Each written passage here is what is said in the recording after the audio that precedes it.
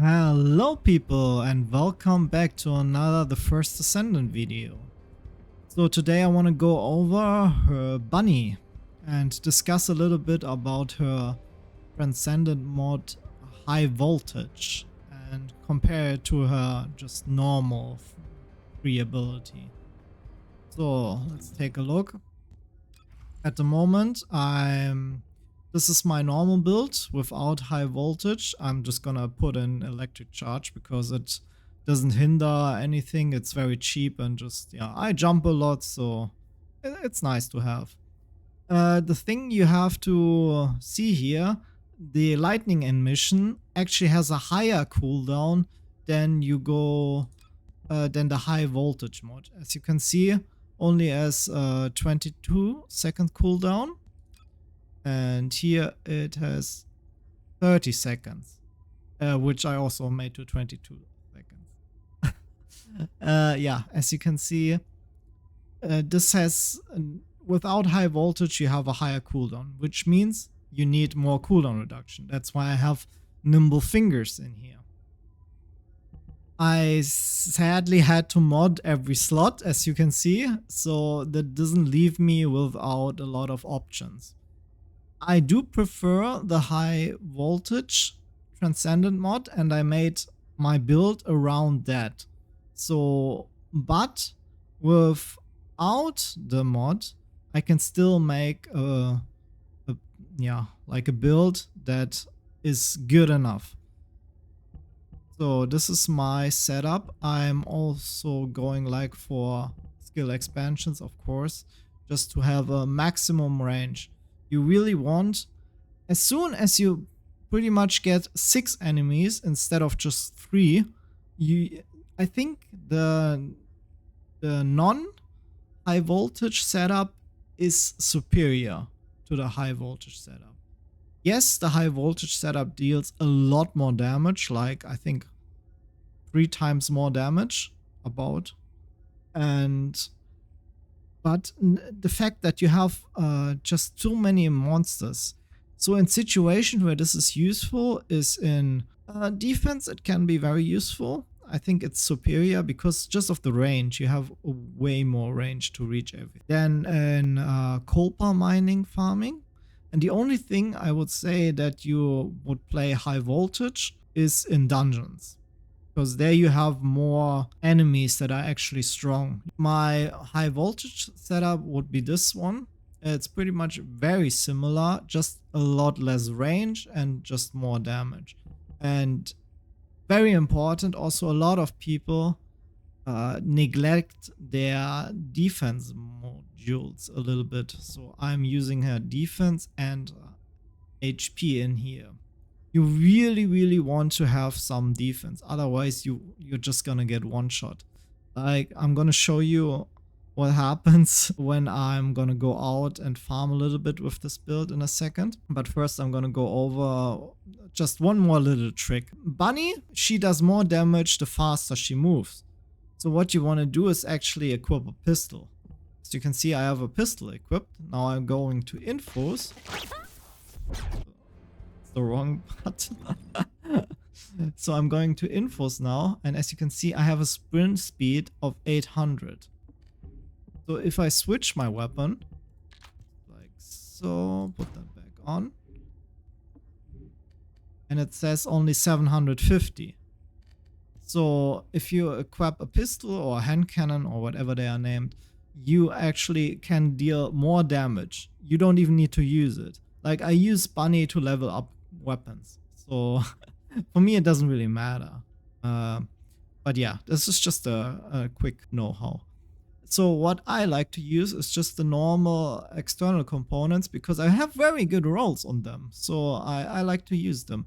They have the highest HP in the game from the base stats, and I don't really need the set effects, because the set effects just give me more damage, and I don't really need more damage. Like, most of the time I do have a reactor equipped, but I'm not even like, I'm missing about, I think, like, if I read that correctly, I'm missing 60% skill power if I don't equip the thunder cage. If I don't have it mounted, I mean. I don't even have it equipped. And as you can see in my gameplay later, it doesn't really matter. Like, I'm doing a lot of damage anyways. I only need the skill duration up here to reach the 0 downtime on my skills. So that's really all that I'm looking for. Of course, like, I prefer using purple mods because it's just easier to build around them. And with Bunny, I'm switching in so many weapons, and yeah, I'm just using her to level up my stuff and do some farming. So yeah, you could like equip Thunder Cage and just switch to it when you need it at the end for the boss fight. That's one option, what I sometimes do. So let's just jump right in and see what's gonna happen. So these are my options.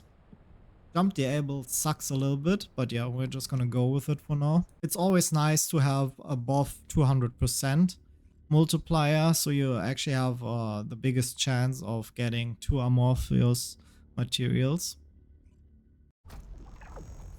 And what I'm gonna do is I'm gonna switch in my Thunder Cage just for the end boss. HQ here. I do have to level it up anyway. Slumber Valley. So let's just equip my pistol a little bit more. Also, since you're doing so much damage with your high voltage, it might be beneficial to switch out one of the DPS mods for more range, so you don't have to walk that much in dungeons. Since enemies are very few in between and sometimes very spread out. Generally speaking, HP is better, since you will have... Oh God, I can't jump. Jump is disabled. Since I'm speccing into HP, I have a bigger multiplier. As you can see, I equipped the mod with increased HP, and I'm not using any external components with extra shield as base. So this helps me to stay alive with 9k HP. It's definitely better than having some shield mixed in. So now we're gonna switch to the Thunder Cage and see some real damage, hopefully.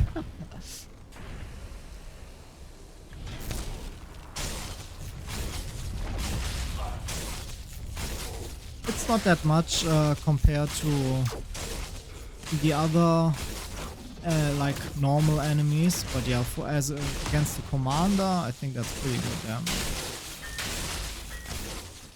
They also changed like the HP bar from bosses. It's new. So yeah, sometimes it's bugging out. Especially if they have like a big shield, it just shows the shield. But yeah, it's a nice change. And yeah, definitely use your C to run faster so you do more damage. Mission complete. But yeah, as long as you walk in circles around the boss, you're probably never gonna die anyway. There we go.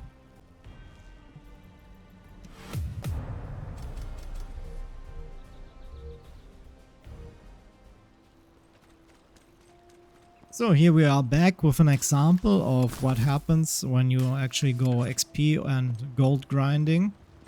This is a perfect example where Bunny shines a lot.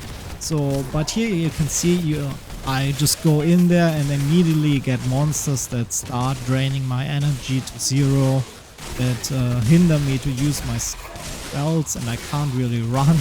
So I'm getting quite low on, yeah, everything.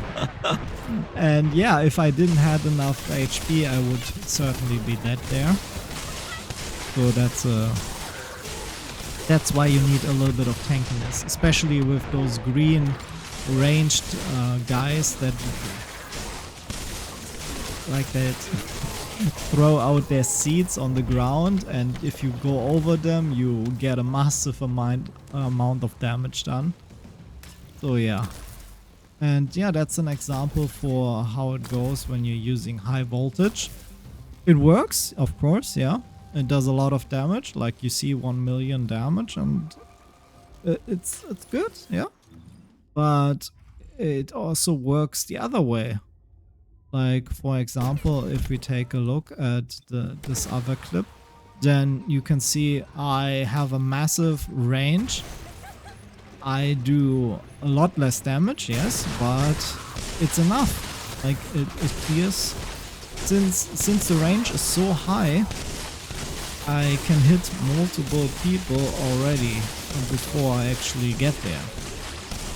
So that's why I think in cases like this, where you actually have a horde of monsters and you want to reach really far, then this is a good option to choose. Yeah, if you're building your bunny. Especially if you're building like your normal bunny, I think it's totally enough. You don't need a high voltage mod. So just go for the normal one. Even though if the ultimate bunny isn't hard to farm, you will get there eventually. So yeah, I think this clip speaks for itself. Of course, in dungeons you can also use this build. It certainly will give you similar results. So yeah, I don't know. What do you think about that? Like, I really prefer switching between those two builds. That's why I feel it's kinda sad that we don't get a huge build variety, because we are so restricted, so regulated by the mod capacity. It's very difficult to actually get fully stocked with upgraded modules if you only have like, I think 10 slots is what you can polarize, and you have to polarize all of them. Yeah. Let me know your thoughts. Thanks for watching as well, and have a good one.